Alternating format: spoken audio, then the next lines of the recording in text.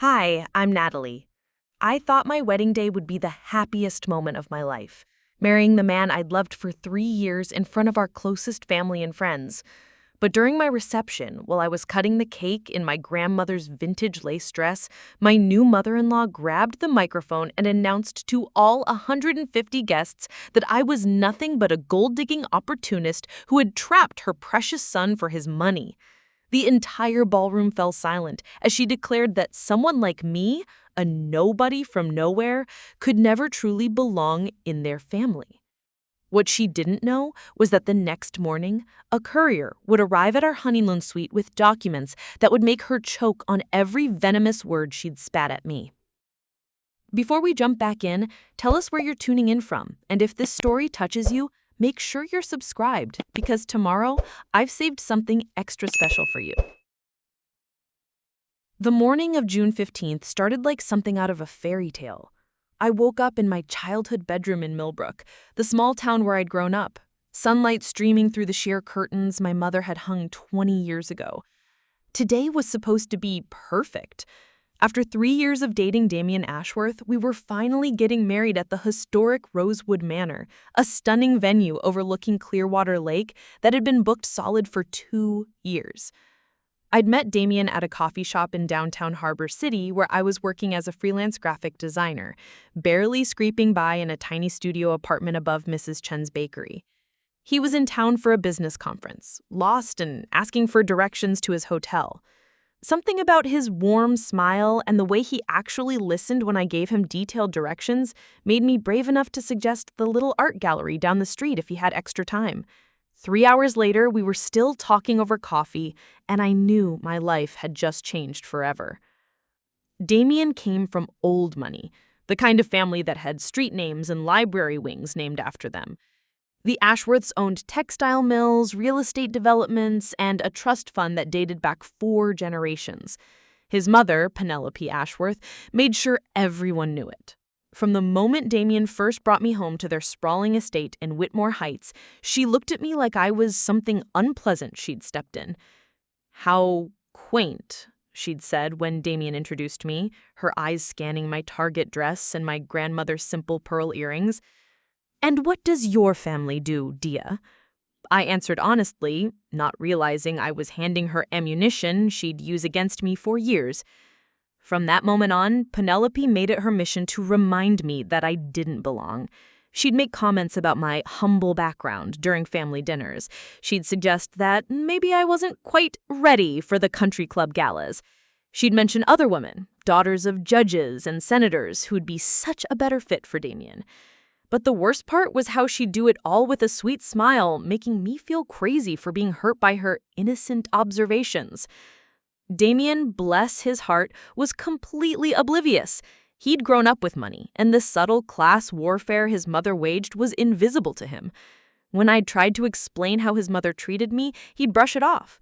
"Mom's just old-fashioned. She'll come around when she gets to know you better." But she never did. If anything, she got worse as our relationship got more serious. When Damien proposed last Christmas in front of his entire family, I watched Penelope's face crumble like she was witnessing a tragedy. She excused herself from the room and didn't speak to me for the rest of the evening. The wedding planning was a nightmare. Penelope insisted on helping with everything, which really meant criticizing every choice I made. The flowers were too common. The menu was not sophisticated enough. My dress was rather simple for such an important occasion. She even tried to convince Damien to have the ceremony at their family church instead of the venue we'd chosen and paid for ourselves. But I endured it all because I loved Damien, and I genuinely believed that once we were married, things would get better. Maybe she'd finally accept me as part of the family. Maybe she'd realize that my love for her son was real, not calculated. I should have known better. The ceremony itself was beautiful. Damien looked incredible in his navy suit, and when he saw me walking down the aisle, tears actually ran down his cheeks. For those 30 minutes, surrounded by friends who had driven hours to be there, I felt like I really did belong in this fairy tale. The reception started perfectly, too. We had our first dance to At Last by Etta James while everyone watched with champagne glasses raised. The food was delicious, the band was incredible, and even some of Damien's stuffier relatives seemed to be enjoying themselves. I actually started to relax, thinking that maybe, just maybe, Penelope would behave herself for one night. I was cutting the cake, laughing as Damien playfully threatened to smash frosting on my nose, when I heard the sound system screech with feedback. I looked up to see Penelope standing at the head table, microphone in hand, her face flushed with what I initially thought was champagne but now realize was pure malice. "Excuse me, everyone," she said, her voice carrying clearly across the ballroom. "I'd like to say a few words about our new addition to the family." Damien and I exchanged glances. This wasn't part of the program. No one had planned speeches except for his best man and my maid of honor, and they'd already finished. "I want everyone here to understand exactly what we're celebrating tonight," Penelope continued, her voice taking on that steel wrapped in silk tone I'd learned to fear. "Some people marry for love. Others marry for opportunity." The room was getting quieter. I could feel eyes turning toward me, but I was frozen, cake knife still in my hand, unable to process what was happening. "Natalie here has done very well for herself," Penelope said, gesturing toward me like I was an exhibit. "A small-town girl with small-town dreams who managed to, well, let's call it what it is. She saw my son's success and decided that would be easier than building her own." I felt the blood drain from my face. Around us, 150 people, my family, my friends, Damien's colleagues, our neighbors, were staring in shock. Someone near the back actually gasped. Damien stepped forward. "Mom, what are you—" "I'm being honest, darling. Someone needs to say what everyone's thinking, that this girl latched onto you the moment she realized what our family name could do for her. Gold digger might be an old-fashioned term, but sometimes the old terms are the most accurate ones." The silence that followed was deafening. Even the band had stopped playing. I stood there in my grandmother's dress, holding a cake knife, while my new mother-in-law systematically destroyed what should have been the happiest moment of my life. What Penelope didn't know, what none of them knew, was the real story of where I came from and who raised me. She saw my parents' modest jobs in our small house on Maple Street and thought she understood everything about my background. But the truth was so much more complicated than the simple narrative she had created in her head. My grandmother, Rose Whitfield, had been the most important person in my life until she passed away when I was 16. Everyone in Millbrook knew Grandma Rose as the sweet old lady who ran the used bookstore downtown and made the best apple pie at the church bake sales. What they didn't know was that Rose Whitfield had been born Rose Montgomery, and the Montgomery family had built half of the railroad lines that connected the eastern seaboard in the 1920s. Grandma Rose had walked away from all of it when she was 22 years old. She'd fallen in love with my grandfather, Thomas Whitfield, a coal miner's son who worked at the railroad yard. Her family was horrified. They gave her an ultimatum: marry the banker's son they'd chosen for her, or lose access to the Fortune family forever. Rose chose love. She eloped with Thomas, moved to Millbrook, and never looked back. For 60 years, she lived like any other small-town grandmother. She worked at the bookstore, raised my father, helped with church functions, and never once mentioned the trust fund that had been growing in her name since the day she was born. The Montgomery family lawyers had been required by her grandfather's will to maintain it regardless of her choices, adding compound interest and investment returns year after year. When Grandma Rose died, my parents inherited her simple house and her collection of vintage books. What they didn't know was that she'd left instructions with the family law firm that had been managing the Montgomery Trust for nearly a century. The full inheritance, principal, interest, and accumulated investments would be released to her only grandchild on their 25th birthday. I turned 25 3 months ago. The lawyers had been trying to reach me for weeks, but I'd been so consumed with wedding planning that I'd barely been checking my mail. The certified letters had piled up on my kitchen counter, mixed in with vendor contracts and RSVPs. I'd assumed they were wedding-related legal documents or insurance paperwork. I certainly never imagined they contained information about an $8.7 million trust fund. Sitting in that ruined reception dress, cake frosting still sticky on my fingers while guests whispered and stared, I thought about Grandma Rose and the stories she used to tell me. She'd always said that real class wasn't about money or family names. It was about how you treated people when you thought no one was watching. She'd seen Penelope's type before, the kind of people who measured worth by bank statements and zip codes. "Someday, sweetheart," she told me when I was 15, polishing the silver locket she always wore, "someone's going to underestimate you because they think they know your story.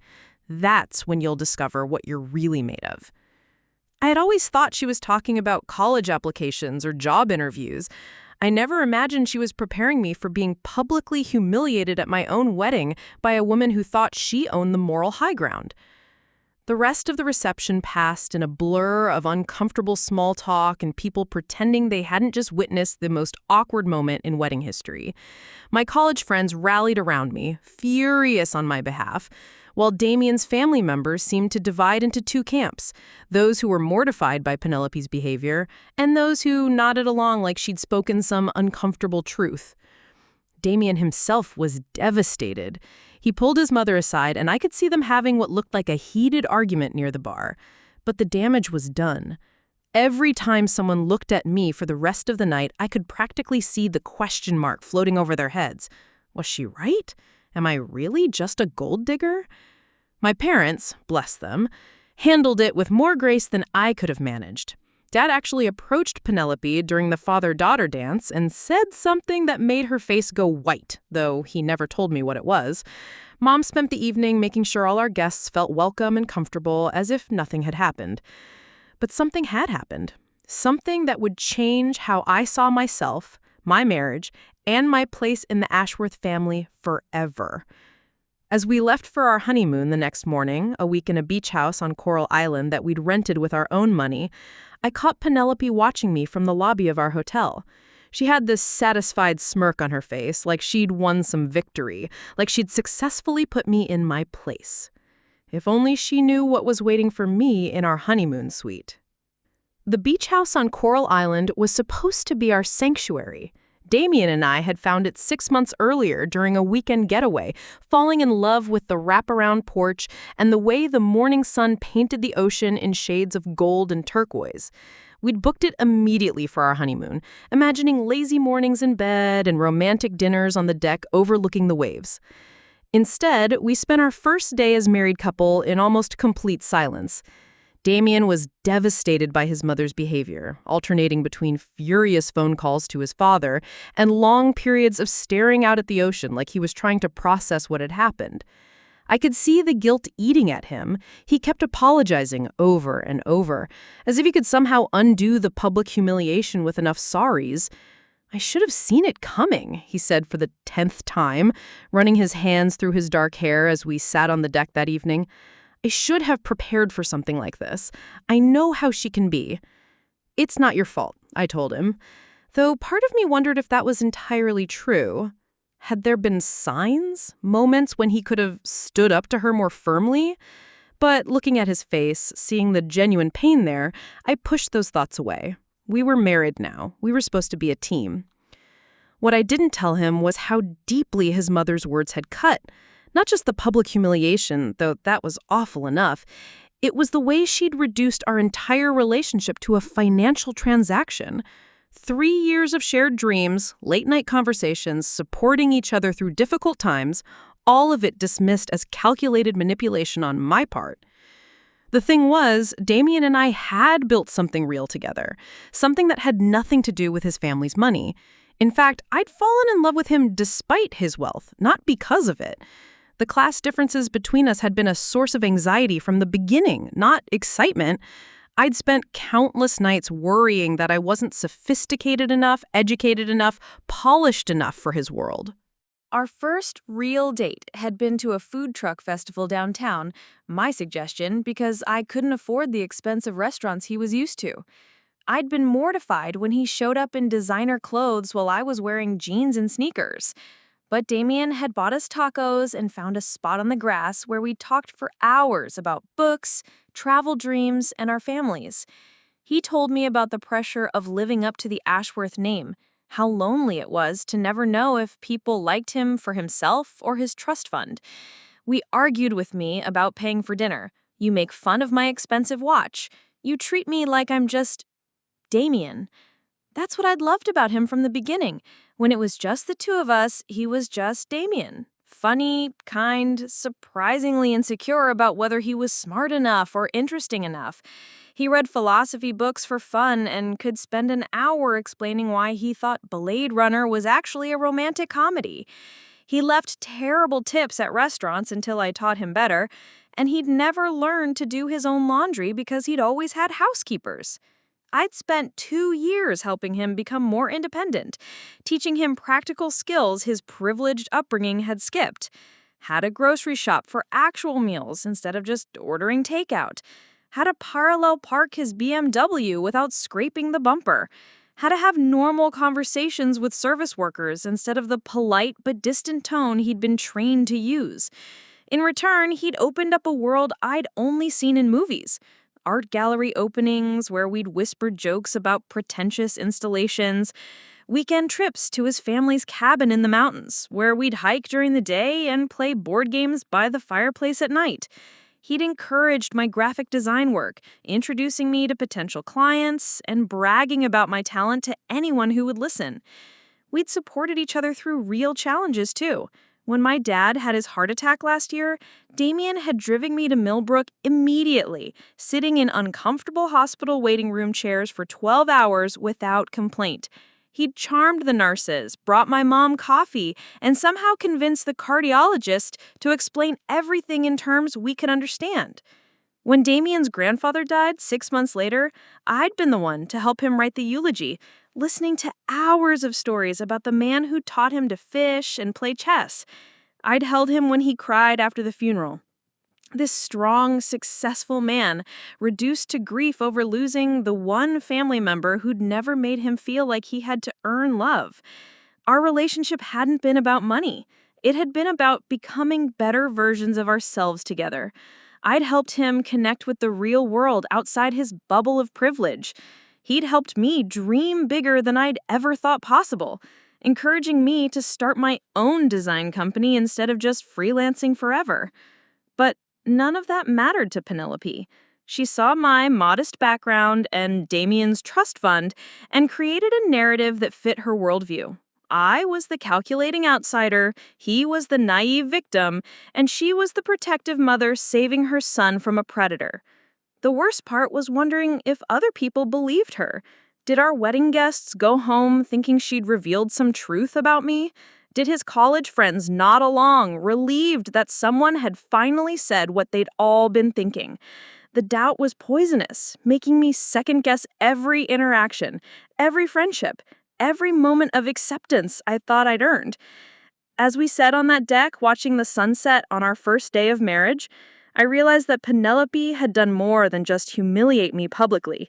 She'd planted a seed of doubt about my worth, my motives, my place in this family that would grow unless I found a way to stop it. What I didn't know was that the solution was already on its way to us in the form of a manila envelope that would arrive with the morning mail and change everything forever. The irony was perfect.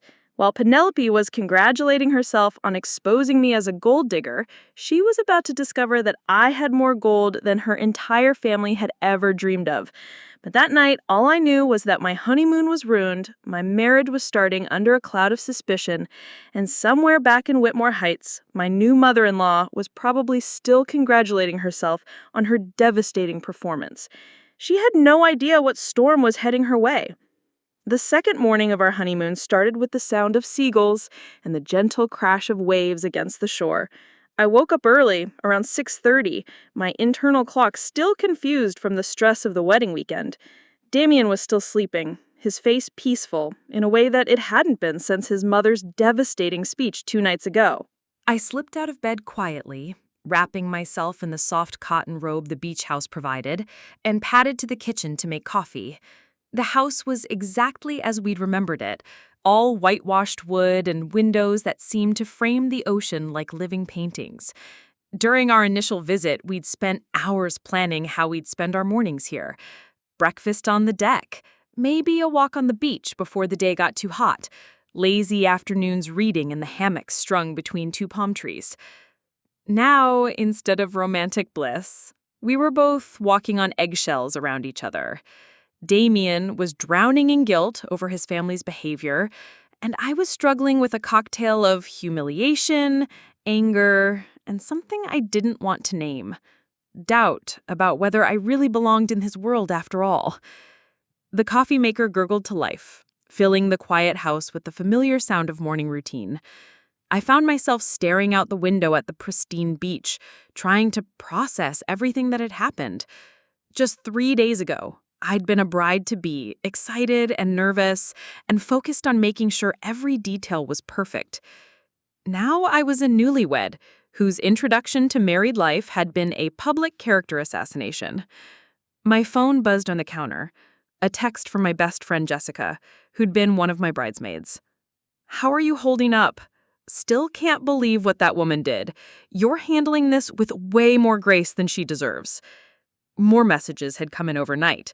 My college roommate Sarah, "Penelope Ashworth is a bitter old cow and everyone knows it. Don't let her poison your happiness." My cousin Michael, "Dad wants to know if he needs to drive up there and have a word with your new mother-in-law. He's only half joking." The support was touching, but it also highlighted how public the humiliation had been. Everyone who mattered to me had witnessed that moment. They'd all seen me standing there in my wedding dress while Damien's mother systematically tore apart my character and my motives. I poured coffee into 2 mugs, the blue ceramic ones that matched the beach house's coastal theme, and was deciding whether to wake Damien when I heard the crunch of tires on the shell-covered driveway. Through the front window, I could see a delivery truck pulling up to the house. "Strange," I murmured to myself. We weren't expecting any deliveries. We'd specifically chosen this place because it was isolated, private, a place where we could disconnect from the world and just be together. The doorbell chimed, echoing through the quiet house. I set down my coffee mug and walked to the front door, suddenly conscious that I was still in my robe with my hair pulled back in a messy bun. Through the glass panel beside the door, I could see a man in a brown uniform holding what looked like a large envelope. "Good morning," the delivery driver said when I opened the door. He was middle-aged with kind eyes and a weathered face that spoke of years spent driving coastal routes. "I have a certified delivery from Mrs. Natalie Ashworth." Mrs. Ashworth?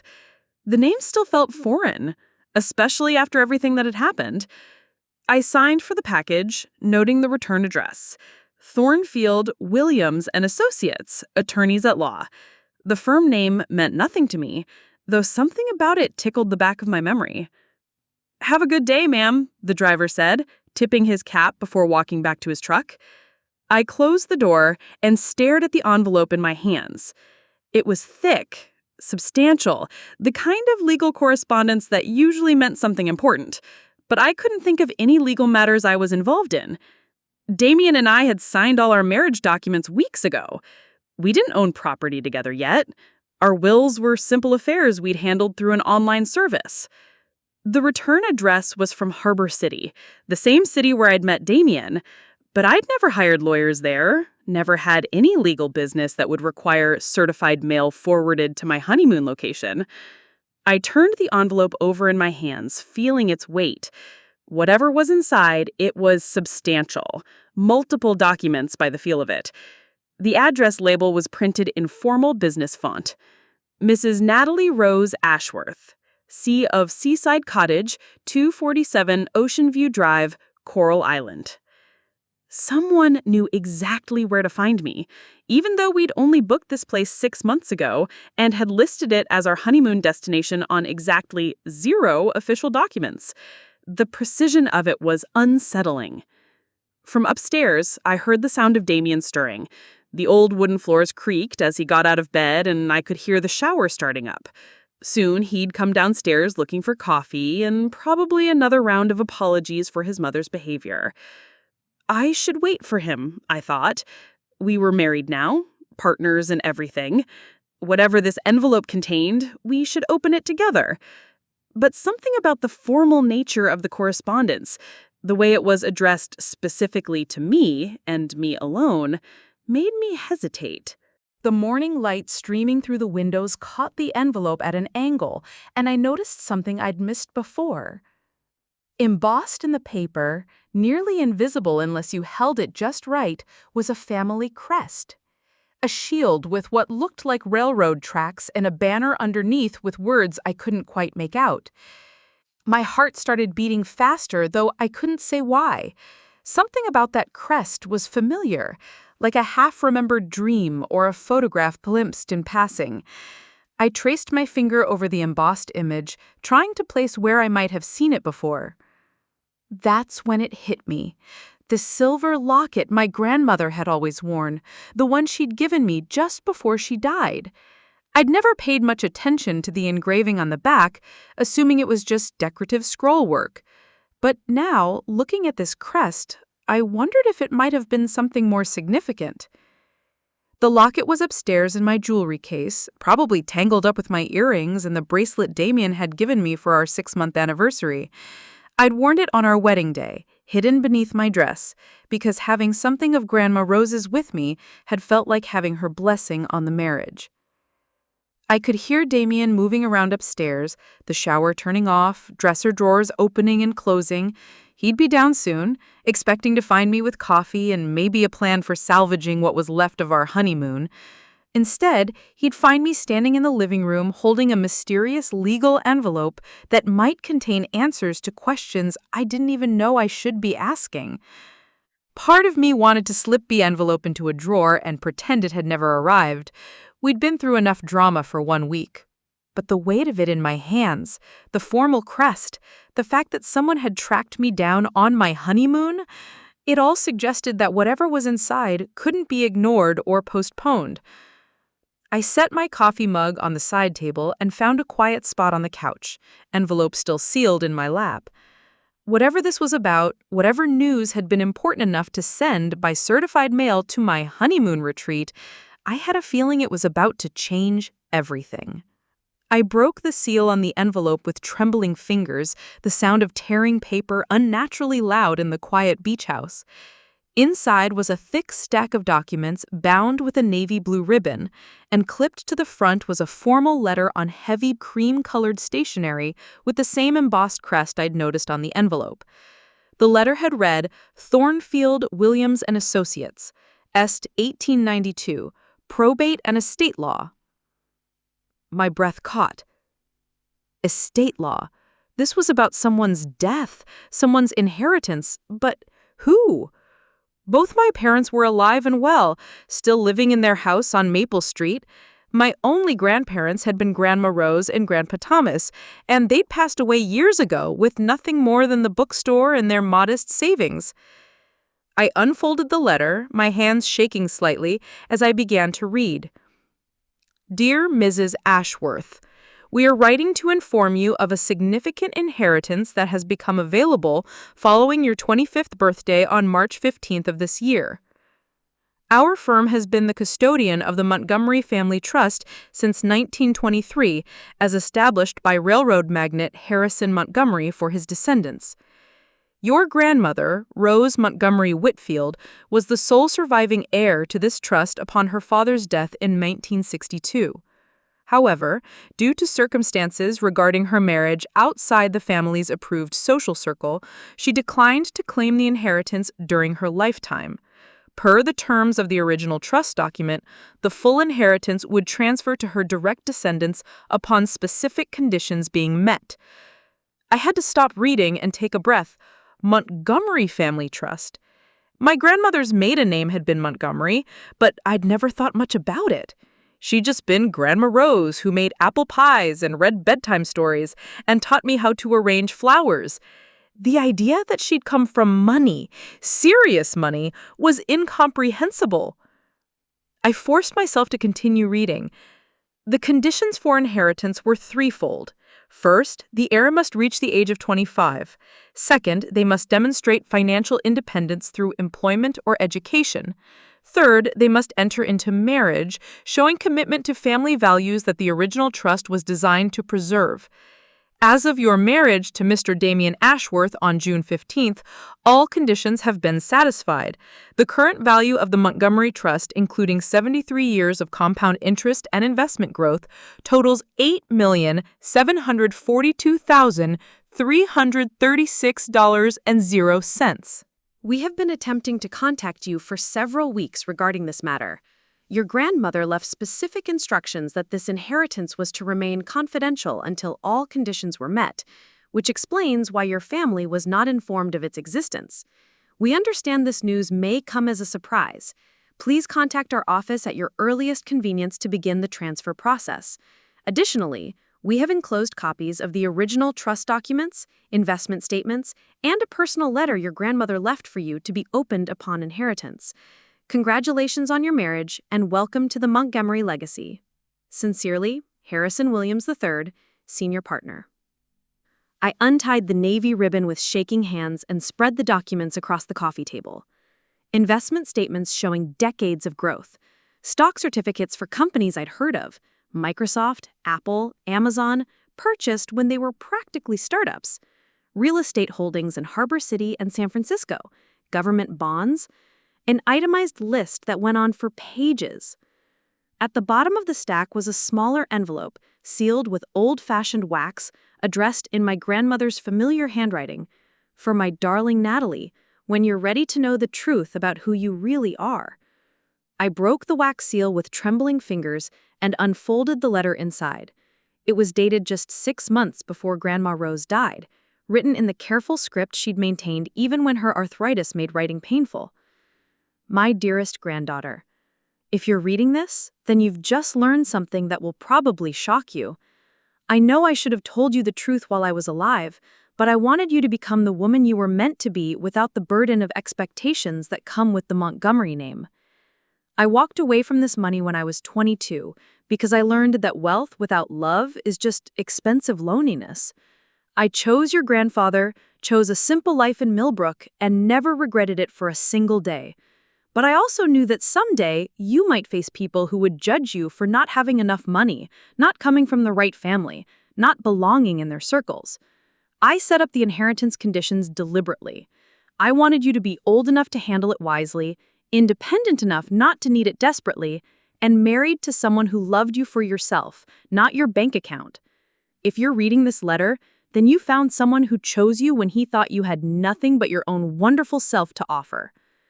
The Montgomery money bought railroads and industries, but it also bought isolation and judgment and cruelty toward anyone deemed not good enough. Use it differently, use it better, and never let anyone make you feel less than you are because of where you came from. You are a Montgomery by blood, a Whitfield by heart, and now an Ashworth by choice. Be proud of all three. All my love, Grandma Rose. P.S. The silver locket I gave you contains the original Montgomery family crest. I always wanted you to carry a piece of our true heritage with you. I was crying now, tears falling onto the letter as I read the last lines. I thought about every interaction I'd had with Penelope Ashworth, every snide comment about my humble background and my small-town values. I thought about the way she'd looked at me at family gatherings like I was a charity case her son had taken pity on. Most of all, I thought about her speech at my wedding, the satisfaction in her voice as she called me a gold digger in front of 150 people, the way she gestured at me like I was evidence of everything wrong with modern marriages, the smug certainty that she was protecting her son from someone beneath his station. She had no idea that I could buy and sell the Ashworth family fortune several times over. From upstairs, I heard Damien's footsteps on the wooden stairs. He was coming down, probably wondering where I was with his coffee. In a few seconds, he'd walk into the living room and find me surrounded by legal documents that would change everything about how the world saw me and how I saw myself. I quickly gathered the papers, my mind racing. Should I tell him immediately? Should I call the lawyers first? Should I contact my parents, who had lived their entire lives not knowing that their daughter was a millionaire? But even as I tried to organize my thoughts, one thing was crystal clear. Penelope Ashworth was about to discover that she'd picked the wrong woman to humiliate. She thought she'd exposed me as a social climber. Instead, she'd revealed herself as exactly the kind of person my grandmother had warned me about. Someone who measured worth by money and status. Someone who used wealth as a weapon against those she deemed inferior. The irony was perfect. While she was congratulating herself on protecting the family money from a gold digger, she'd actually been insulting someone who had more gold than her family had ever dreamed of possessing. I heard Damien's voice calling from the kitchen. "Nat, did you make coffee? I smelled it brewing." "Coming," I called back, my voice surprisingly steady given that my entire world had just shifted on its axis. I had $8.7 million. I had a family legacy that predated the Ashworth fortune by decades. And I had a grandmother who had loved me enough to make sure I'd never be at the mercy of people like Penelope Ashworth ever again. Now I just had to decide what to do with that power. "There you are," Damien said as he walked into the living room, hair still damp from his shower, wearing the soft blue t-shirt that brought out his eyes. He stopped short when he saw me sitting on the couch surrounded by scattered papers, my face streaked with tears. "Nat, what's wrong? What is all this?" I looked up at him, my husband of 3 days, the man who'd chosen me when he thought I was just a small-town graphic designer with student loans and big dreams, the man whose mother had publicly humiliated me for being a gold digger. The irony was so overwhelming, I almost started laughing. "Damien," I said, my voice steadier than I felt, "I need to tell you something, but first, I need you to sit down." He moved toward me immediately, concern written across his face. "You're scaring me. Is someone hurt? Is it your dad's heart again?" "No, everyone's fine. It's just..." I gestured at the documents spread across the coffee table. "This arrived this morning. Certified mail from a law firm in Harbor City." Damien sat beside me, his eyes scanning the papers. I watched his expression change as he took in the letterhead, the investment statements, the numbers that didn't make sense in the context of everything he thought he knew about my background. "I don't understand," he said slowly, picking up one of the investment portfolios. "This says Montgomery Trust. These are stocks worth..." "Nat, this says millions of dollars. Whose estate is this?" "Mine. Well, it will be once I contact the lawyers. It's my inheritance." The silence that followed was deafening. Damien stared at me like I just told him I was secretly an alien, his brain clearly struggling to process what I had said. "Your inheritance," he repeated slowly. "But your parents, you said they left your parents the house and some books. You said your family never had money." "We didn't. At least, I didn't know we did." I handed my grandmother's letter. "Read this. It explains everything."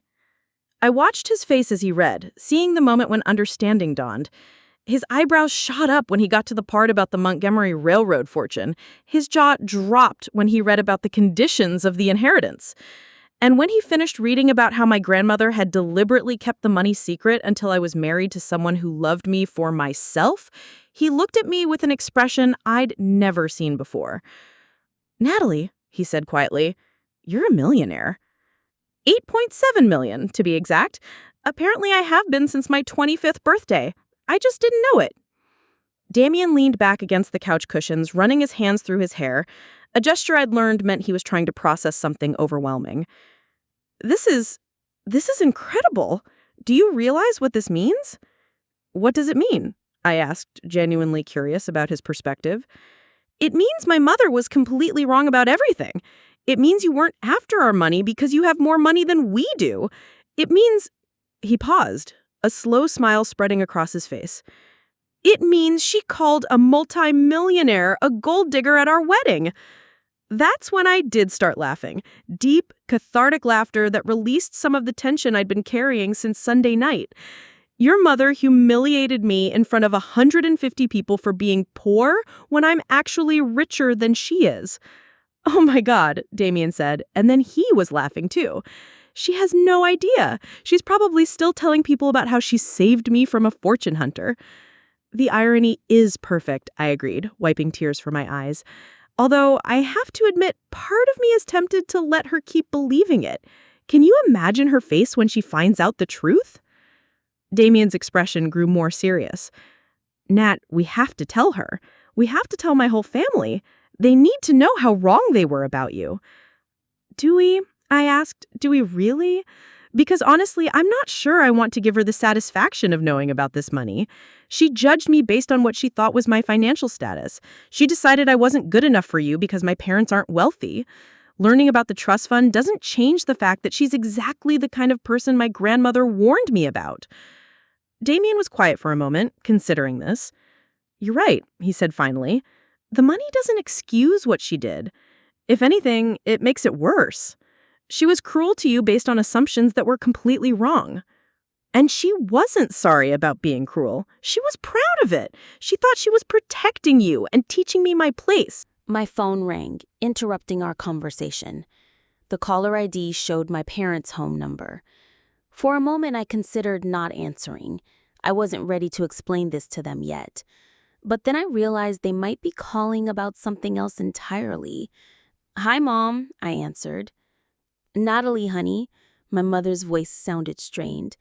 I hope I'm not interrupting your honeymoon, but we just got the strangest phone call. My heart sank. What kind of phone call? From Penelope Ashworth. She called about an hour ago, supposedly to check on how we're doing after the wedding. But really, she spent 20 minutes telling me how concerned she is about your marriage and how she hopes you'll grow into the role of being an Ashworth wife.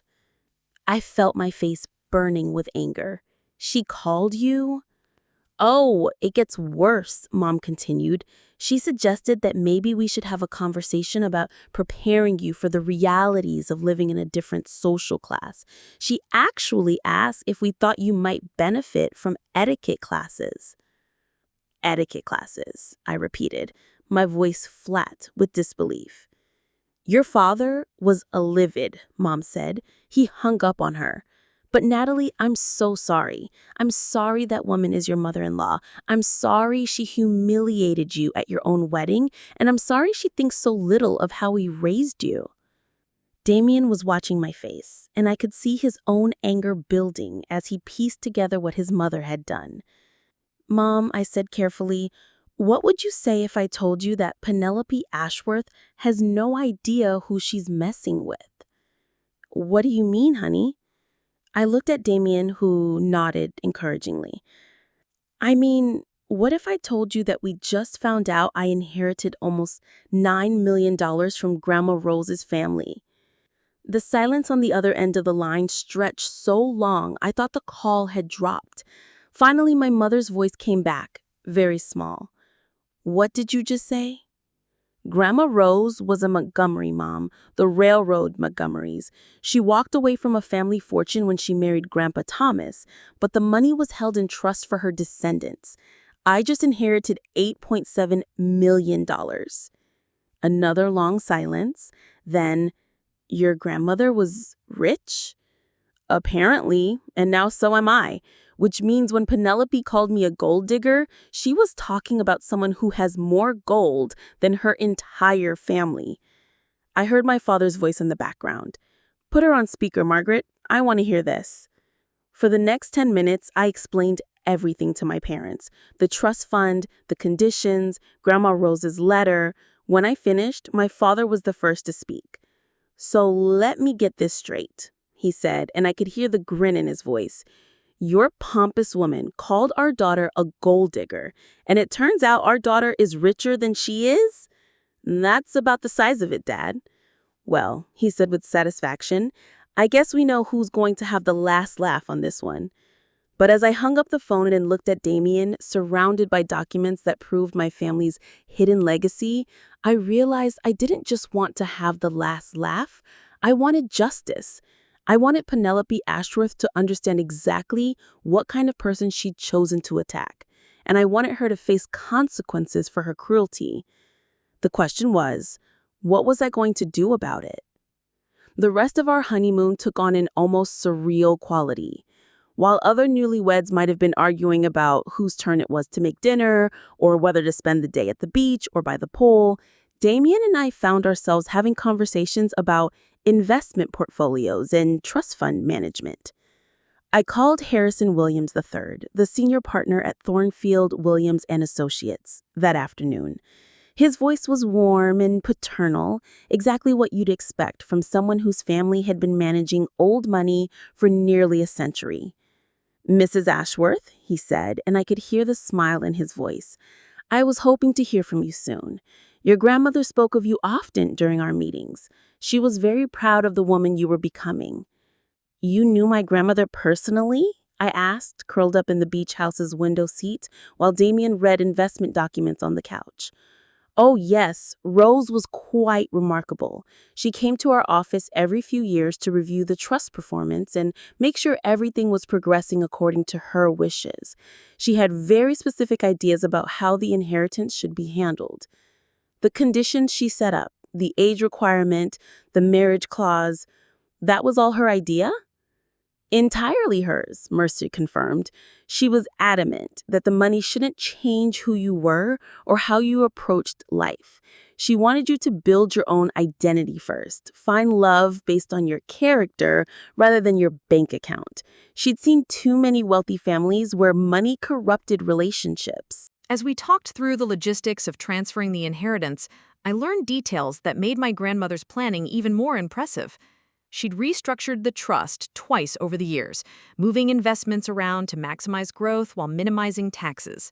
She had set up charitable foundations that would activate when I inherited, ensuring that the Montgomery legacy would include philanthropy. She'd even arranged for the law firm to provide financial planning services for the first year, helping me navigate the transition to sudden wealth. "There is one more thing," Mr. Williams said near the end of our conversation. "Your grandmother left instructions for us to compile a complete family history once you inherited. The Montgomery records go back to the 1840s. Railroad barons, steel magnates, shipping fortunes. Your family helped build the industrial infrastructure of the eastern United States." "She never told me any of that," I said, thinking of all the evenings I'd spent listening to Grandma Rose's stories about the past. "She didn't want the weight of that legacy to define you," he explained. "But she did want you to understand your heritage once you are old enough to appreciate it. The records will be delivered to your permanent address next week." After I hung up, Damien and I spent hours going through the investment statements, trying to understand the scope of what I'd inherited. It wasn't just the $8.7 million in liquid assets. There were properties, a brownstone in Manhattan that had been in the family for 60 years, a vineyard in California that was apparently quite profitable, and a collection of blue-chip stocks that had been accumulating dividends for decades. "This is generational wealth," Damien said, studying a document that outlined the real estate holdings, "the kind of money that changes everything for your children and grandchildren." "It's overwhelming," I admitted. "Yesterday, I was worried about student loan payments. Today, I could buy a house with cash. Multiple houses," he corrected with a grin. "Very nice houses." But even as we marveled at the financial documents, my mind kept returning to Penelope and her phone call to my parents. The more I thought about it, the angrier I became. It was one thing to humiliate me at my own wedding. That was bad enough. But calling my parents to suggest I needed etiquette classes? That crossed a line. "She's not going to stop," I told Damien as we walked on the beach that evening, the sunset painting the sky in brilliant oranges and purples. "You think learning about the money will make her respect me? Or do you think it will just change the nature of her attacks?" Damien was quiet for a moment, considering this. "You're right," he said finally. "She'll probably just find new ways to criticize you. Maybe say you were deceptive for not mentioning the money, or that inherited wealth doesn't count the same as earned money." "Exactly, because this was never really about money. It was about control. She wants to be the most important woman in your life, and she sees me as competition." We walked in silence for a while, our feet sinking into the soft sand, the sound of waves providing a peaceful soundtrack that contrasted sharply with my churning thoughts.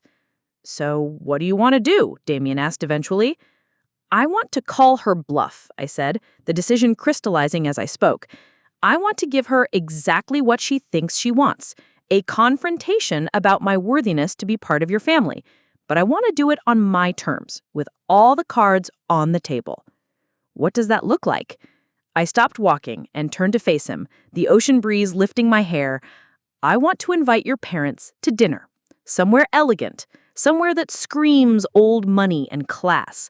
I want to let your mother spend the entire evening making her little comments about my background and my family. And then I want to present her with the Montgomery family history and watch her realize that she's been insulting someone whose family has been wealthy longer than hers has. Damien's eyes widened. That's actually brilliant and devastating. She wants to play social hierarchy games? Fine, let's play. But she should know that I'm playing from a position of strength she can't even imagine. When? As soon as we get back from our honeymoon. I'll need time to prepare, to research the Montgomery family history that Mr. Williams is sending. I want to know every detail of my family's legacy so I can present it properly. And if she still doesn't apologize after learning the truth? I smiled, and I'm sure it wasn't a very nice smile. Then I'll know exactly what kind of person I'm dealing with, and I can plan accordingly. The next morning, I called the concierge at the Harbor City Grand, the most exclusive restaurant in the city, the kind of place where reservations were booked months in advance and the waitstaff could identify expensive jewelry from across the room.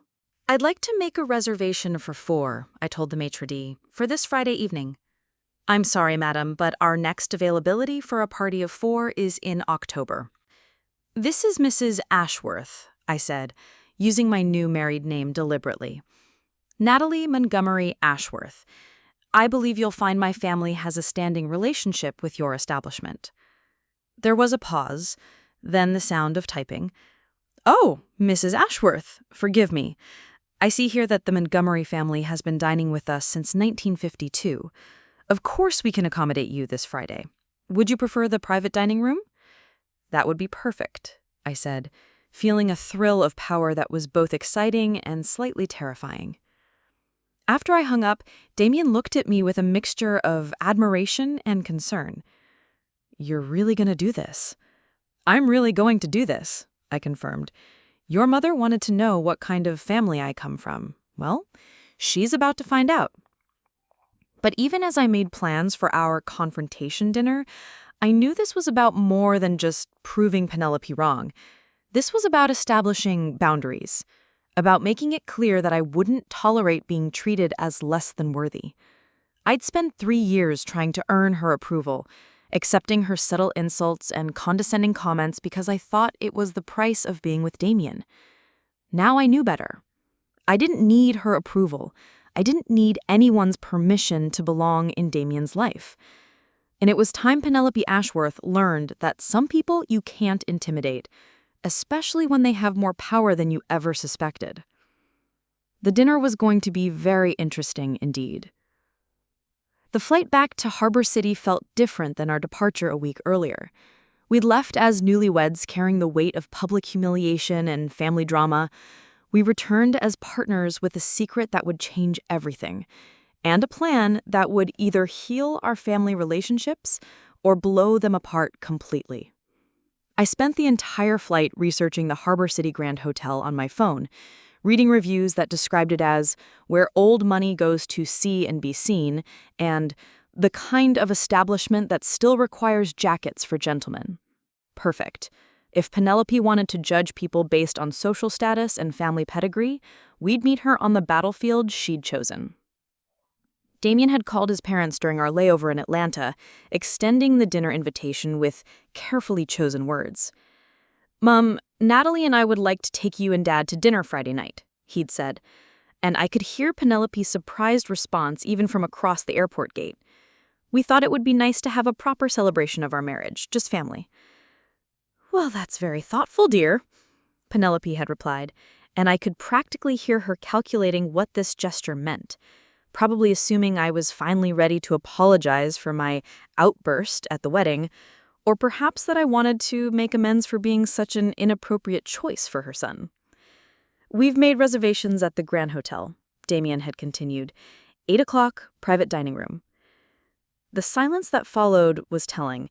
Even Penelope, with all her social pretensions, was impressed by the Grand Hotel. Getting a reservation there, especially in the private dining room, was the kind of thing that signaled serious social connections.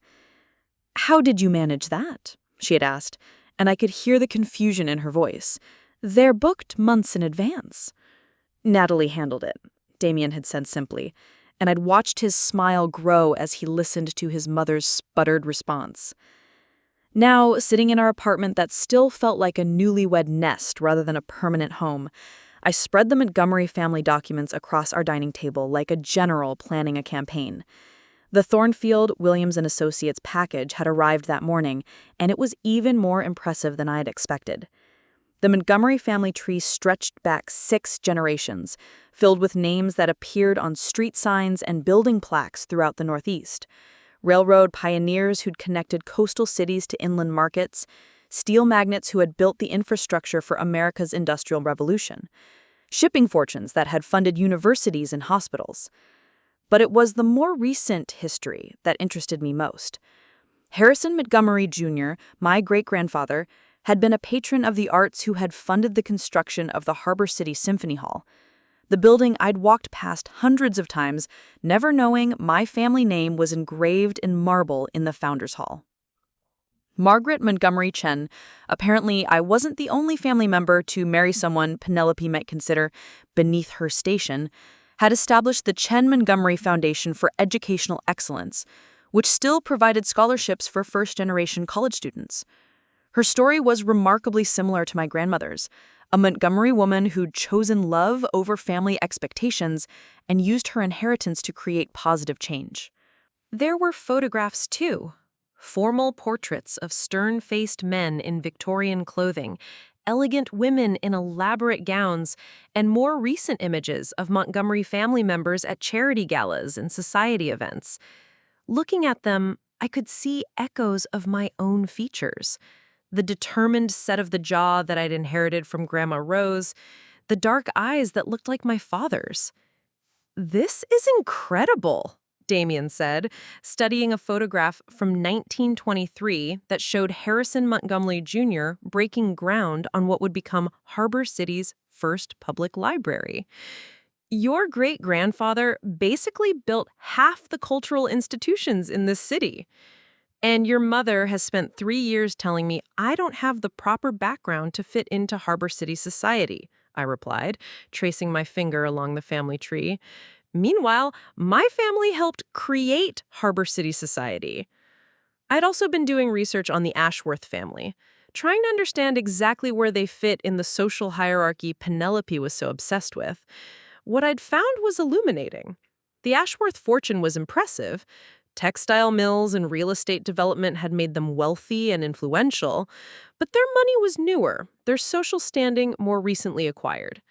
Damien's great-grandfather had been a factory foreman who'd worked his way up to ownership during the 1940s labor shortage. Admirable, certainly, but hardly the old money aristocracy Penelope liked to pretend they represented. They'd been wealthy for 3 generations. The Montgomerys had been wealthy for 6. "Do you think this will actually change anything?" Damien asked, watching me organize documents into neat piles. "Or will she just find new reasons to dislike you?" "Honestly, I think she'll find new reasons," I said. "But that's not really the point anymore. The point is that I'm done pretending I need her approval. I'm done accepting her treatment of me because I thought I was lucky to be included in your family." I pulled out my laptop and began creating a presentation. If we were going to do this, we were going to do it properly. I scanned the most impressive documents, the original railroad charters bearing my ancestors' signatures, photographs of Montgomery-funded buildings that still stood throughout Harbor City, news clippings about charitable foundations and cultural contributions. "What are you making?" Damien asked, looking over my shoulder.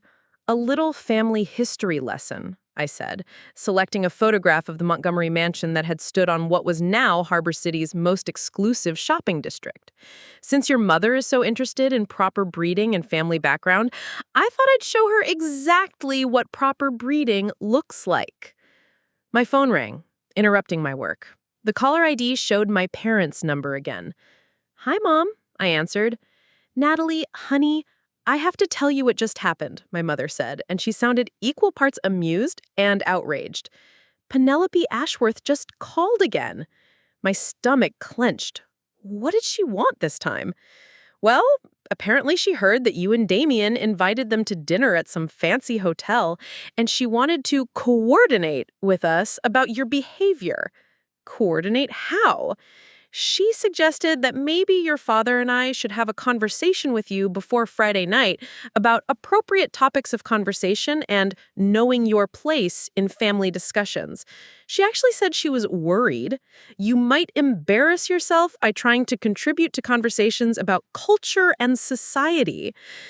I felt my face burning with anger. It was one thing for Penelope to attack me directly, but involving my parents in her campaign to diminish me was beyond acceptable.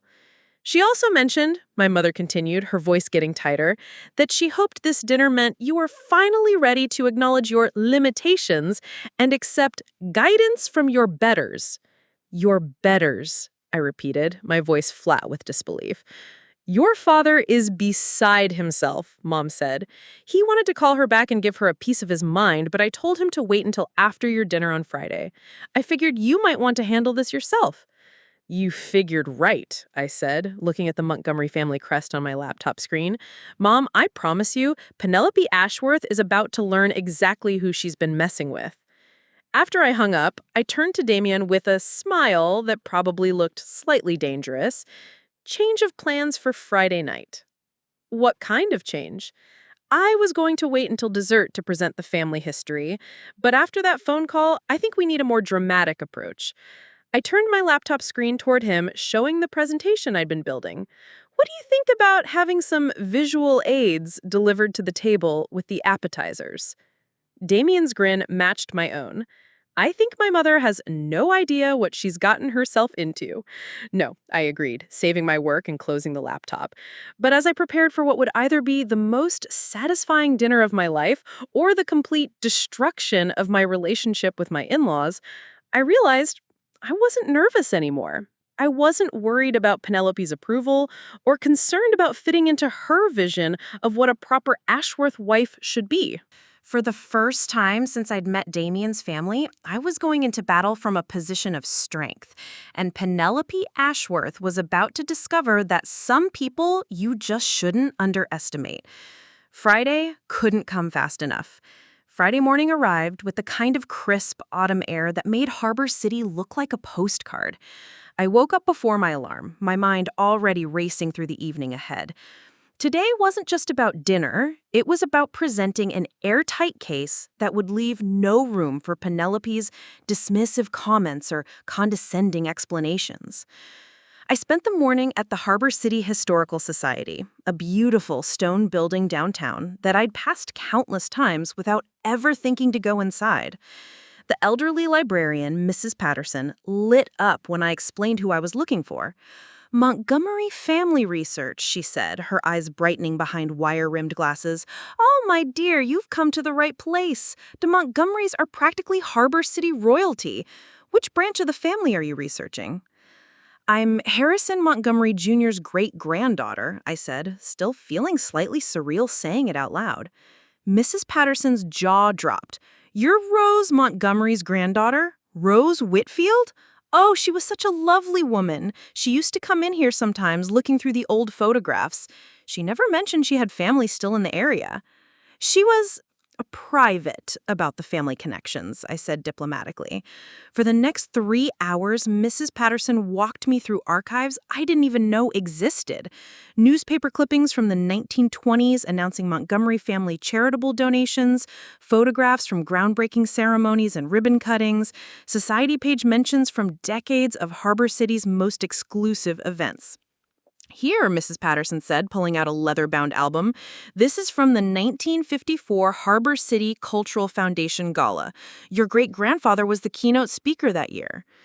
The photograph showed a distinguished man in a tuxedo standing at a podium addressing a room full of elegantly dressed people.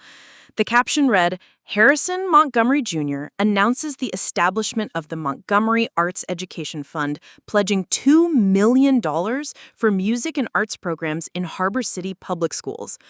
$2 million in 1954, I murmured, calculating what that would be worth today. Oh, that was just one donation, Mrs. Patterson said. The Montgomery family funded the children's wing at Harbor City General Hospital, established the scholarship program at Harbor City University, and paid for the restoration of the historic downtown district in the 1980s. This city owes a great deal to your family. I photographed everything with my phone, building a comprehensive visual record of Montgomery family contributions to Harbor City. By the time I left the Historical Society, I had enough evidence to fill a small museum exhibit. My next stop was Harbor City University, where I'd arranged to meet with Dr. Elizabeth Caldwell, the head of the development office. She'd been intrigued by my phone call the day before, especially when I mentioned I was researching the Montgomery family legacy. Mrs. Ashworth, she said, greeting me in her office that overlooked the university's main quad, I have to say, I'm excited to meet you. The Montgomery family has been incredibly important to this institution. She pulled out a thick file folder. The Montgomery Scholarship Fund has provided full-ride scholarships to over 200 first-generation college students since 1962. We actually have a small display about the family in the Student Center. A display? I asked. Would you like to see it? It's quite impressive. The Montgomery display was tucked into an alcove near the Student Center's main entrance, surrounded by comfortable chairs where students often sat to study. Glass cases held photographs, documents, and artifacts related to the family's educational philanthropy. The current endowment value is approximately $15 million, Dr. Caldwell explained. The scholarship fund generates enough income to support 15 full scholarships per year, plus funding for academic support programs. I stared at a photograph of my great-grandfather shaking hands with the university president in 1962, signing the original scholarship agreement. Below it was a quote, "Education is the foundation of democracy. Every young person deserves the opportunity to reach their potential regardless of their family's economic circumstances." Your great-grandfather was ahead of his time, Dr. Caldwell said. This was established years before need-based financial aid became common. He understood that talent exists at every economic level. By the time I left the university, I had copies of scholarship recipients' stories. Students who'd become doctors, teachers, engineers, and artists thanks to Montgomery family generosity. Stories of kids from working-class families who'd been able to attend college because my family believed in their potential. My final stop was lunch with Harrison Williams III at his law firm. The Thornfield, Williams & Associates building was everything you'd expect from a century-old legal practice. Dark wood paneling, leather-bound books, and portraits of distinguished partners dating back to the 1890s. I wanted to thank you for all the documentation, I told Mr. Williams as we sat in his private dining room. Rose was remarkable, he said, cutting into his salmon. She could have lived a life of complete luxury, but she chose meaning over money. Though I must say, she never stopped caring about the family legacy. What do you mean? She came in every year to review the charitable foundations, make sure the scholarship programs were running smoothly, ensure the cultural contributions were having impact. She may have walked away from the social aspects of wealth, but she never stopped being a Montgomery when it came to civic responsibility. Mr. Williams reached into his briefcase and pulled out another folder. She also left these for you, letters of introduction to various Harbor City organizations and institutions. Apparently, she anticipated that someday you might want to take a more active role in the family's philanthropic work. I opened the folder to find letters addressed to the Harbor City Symphony Board, the Children's Hospital Foundation, the Public Library Trust, and a dozen other organizations. Each letter introduced me as Rose Montgomery Whitfield's granddaughter and suggested I might be interested in continuing the family tradition of community involvement. She thought of everything, I said, amazed. Rose was a planner, Mr. Williams agreed. She wanted you to have choices. You could take the money and live quietly, like she did, or you could step into the public role that comes with the Montgomery name. She made sure you'd be welcomed either way. As I drove home that afternoon, my car filled with documents, photographs, and letters that proved beyond any doubt who I really was.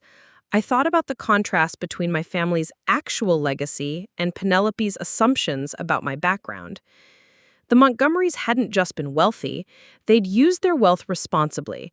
They'd built hospitals and schools, funded scholarships and arts programs, contributed to their community for over a century. They'd understood that privilege came with responsibility.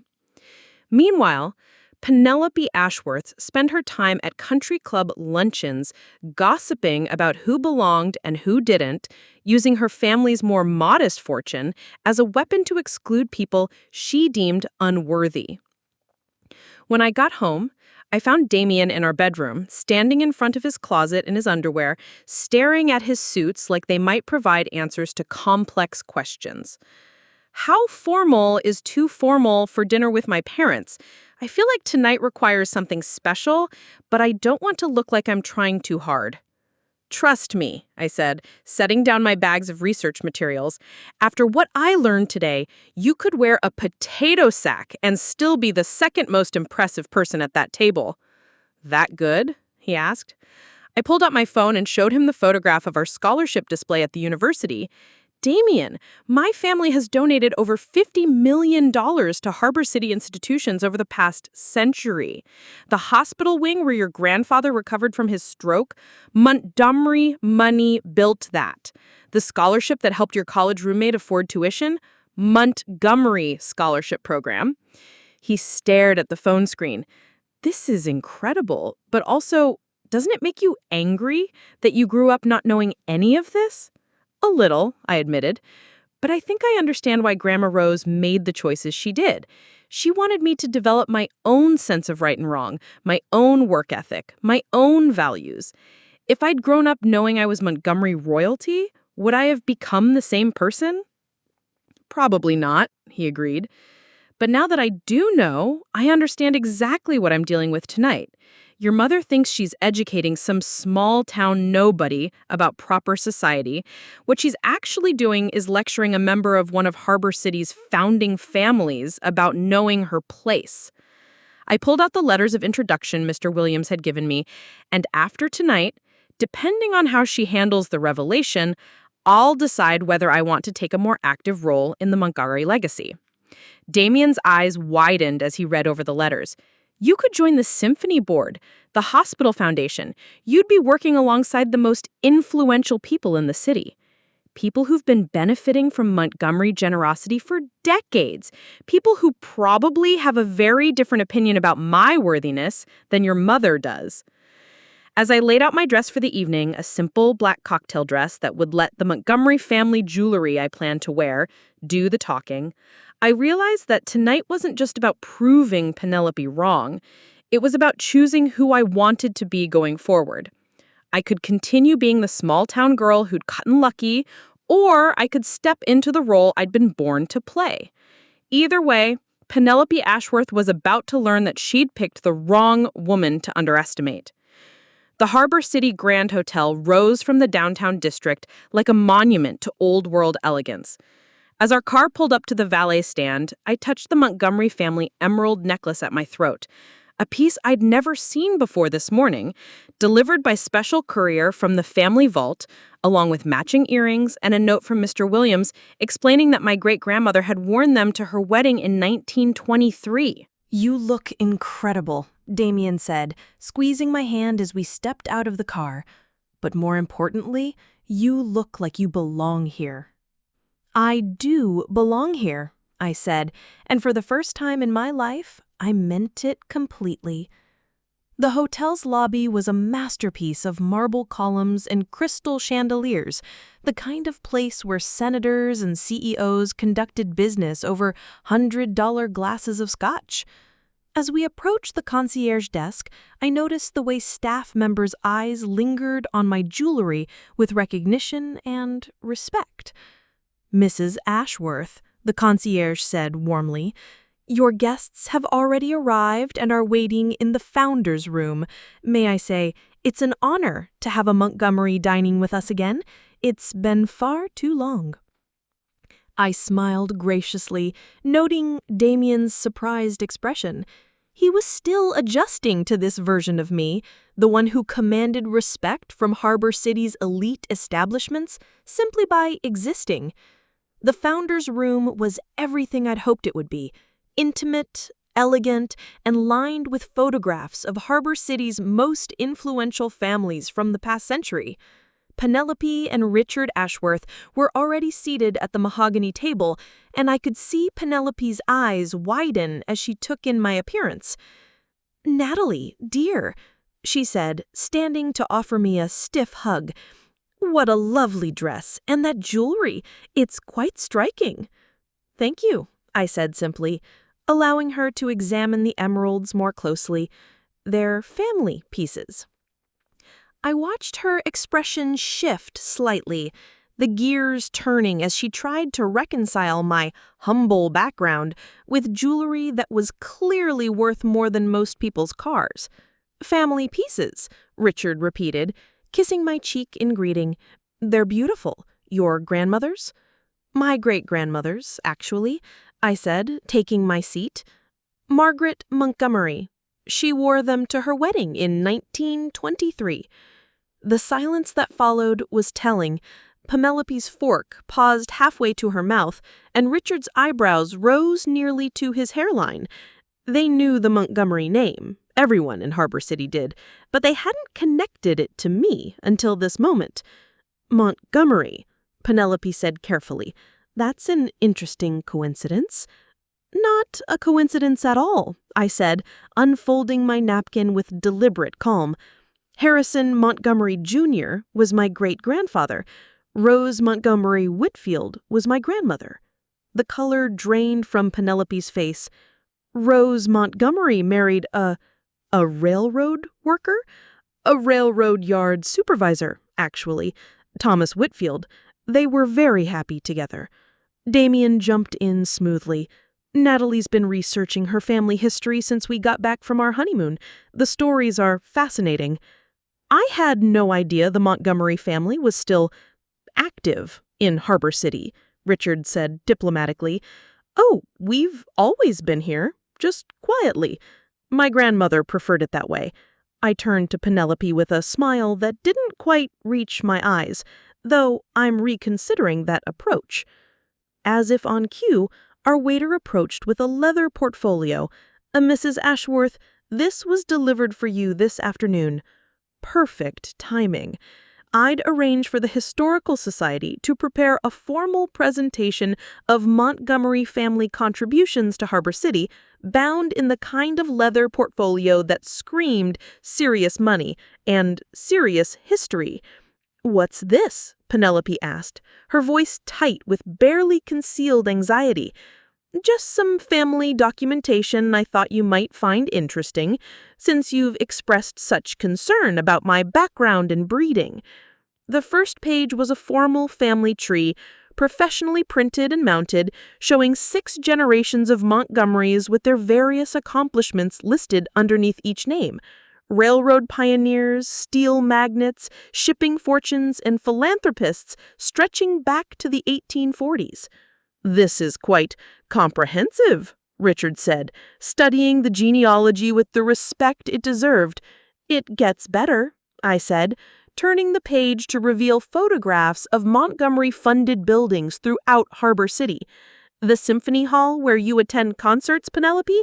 Montgomery money built that. The Children's Wing at Harbor City General where Damien was born? Also Montgomery-funded." Penelope's hands were shaking slightly as she looked at the photographs. "I don't understand. If you're family, if I'm really what? If I'm really worthy of your son? If I'm really good enough for the Ashworth family?"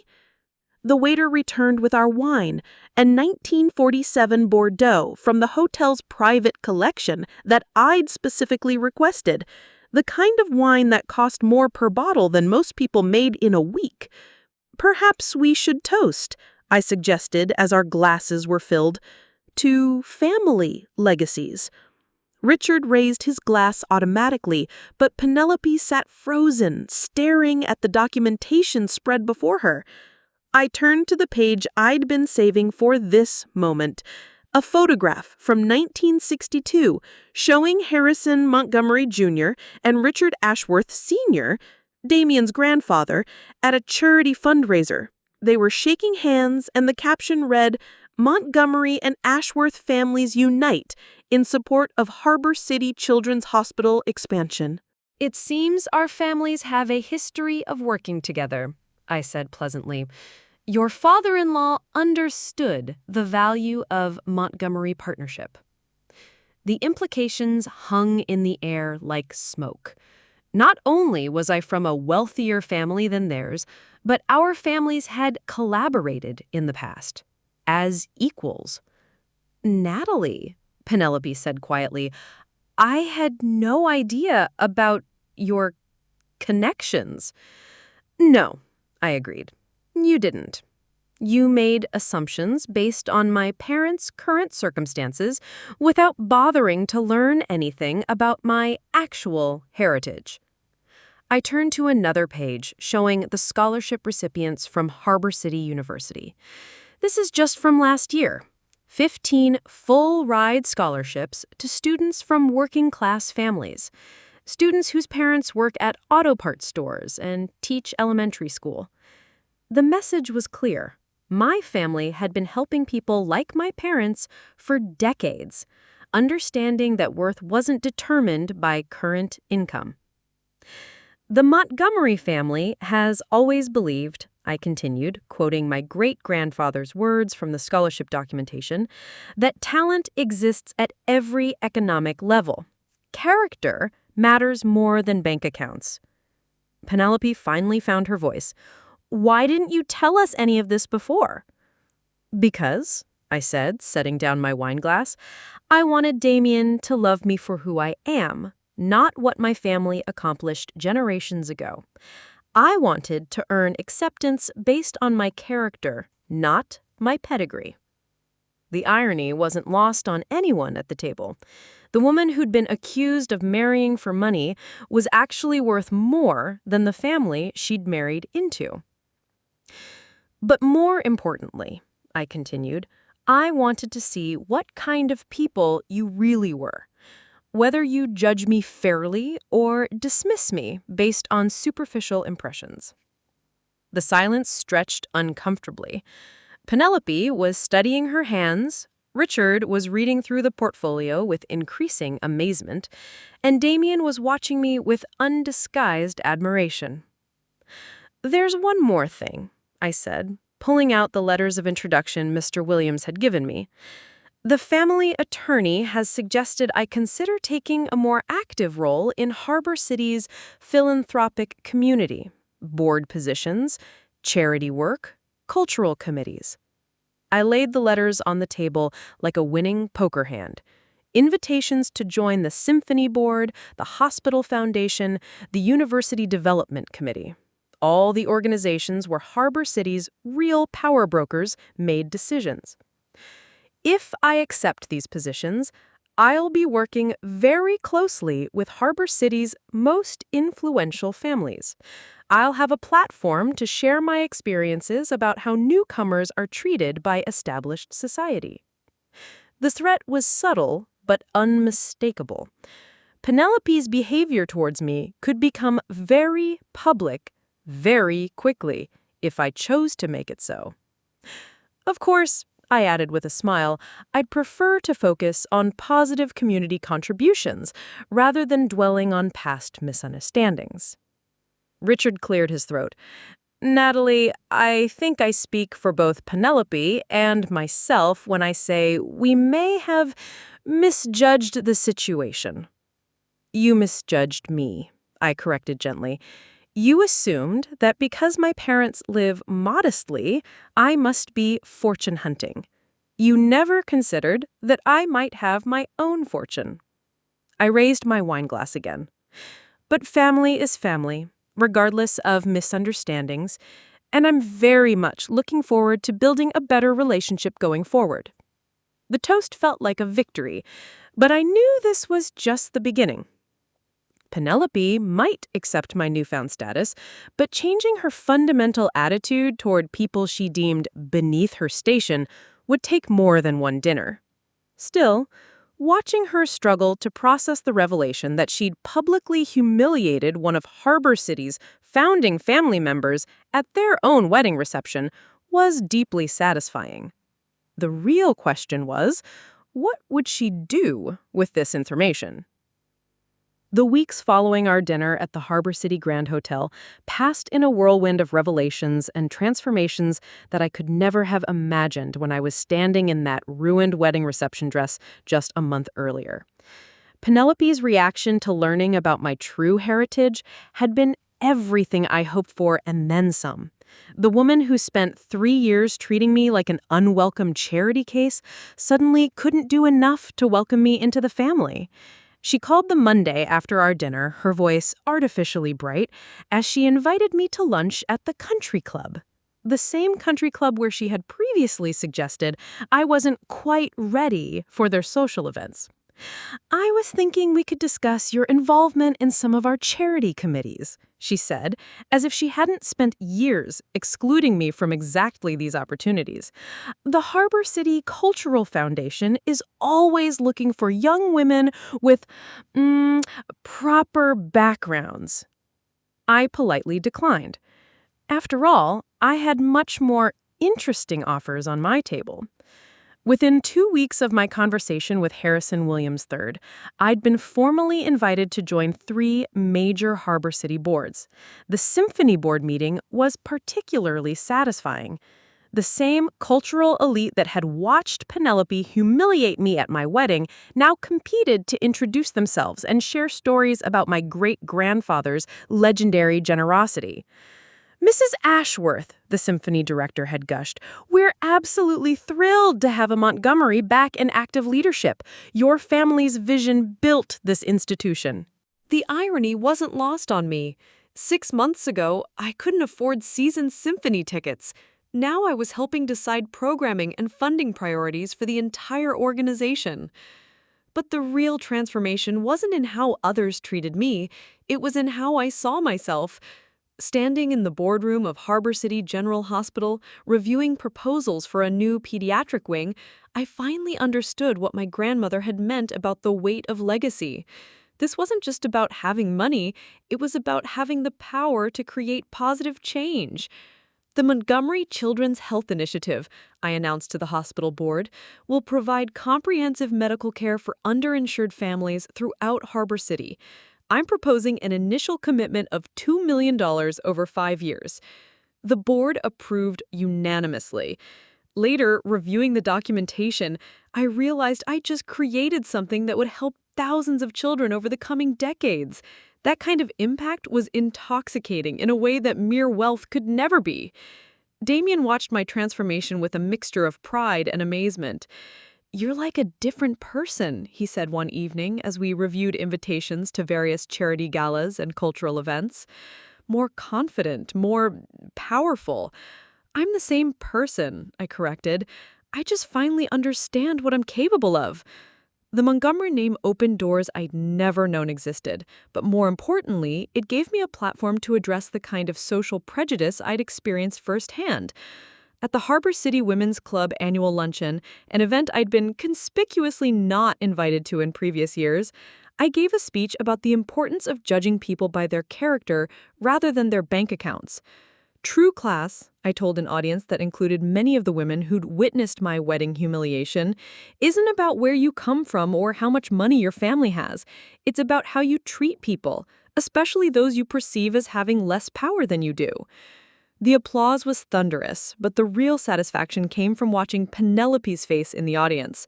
She knew exactly what I was talking about, and she knew that everyone else in that room now understood the subtext. 3 months after our wedding, Damien and I hosted our first major charity event, a fundraiser for the Montgomery Educational Foundation that raised over $300,000 in a single evening. The guest list included Harbor City's most influential families, many of whom had never heard of me before my wedding and now competed for invitations to Montgomery family events. "This is incredible," Jessica, my maid of honor, whispered as we watched guests bid enthusiastically on auction items. "You're hosting events that senators attend." "It's surreal," I admitted, watching Penelope work the room like she'd always been my biggest supporter. But also oddly natural. Like this was always supposed to be my life. I just took a detour to get here. The evening's highlight came when Harrison Williams III took the podium to present the Foundation's annual report. This year, thanks to the vision and leadership of Natalie Montgomery Ashworth, we've expanded our reach to serve over 500 students throughout the region. Her grandmother Rose would be incredibly proud. As applause filled the ballroom, I thought about Grandma Rose and the choices she'd made. She'd walked away from this world to find authentic love, but she'd never stopped caring about using privilege responsibly. Now I had the chance to honor both parts of her legacy, the love she'd found with Grandpa Thomas and the good she'd always intended the Montgomery money to accomplish. The final vindication came 6 months later when Harbor City magazine featured me on their cover as one of Harbor City's most influential young leaders. The article detailed my family's century-long philanthropic legacy and my plans to expand it into new areas like mental health support and environmental conservation. But my favorite part was a quote they'd included from an unnamed source who said, "Natalie Ashworth represents the best of Harbor City society, old money values combined with modern social consciousness. She's exactly the kind of leader this city needs." I kept a copy of that magazine on my desk, not because of the flattery, but because of what it represented. The woman who had been called a gold digger at her own wedding was now being held up as a model of proper society leadership. The story's perfect ending came at our first wedding anniversary celebration.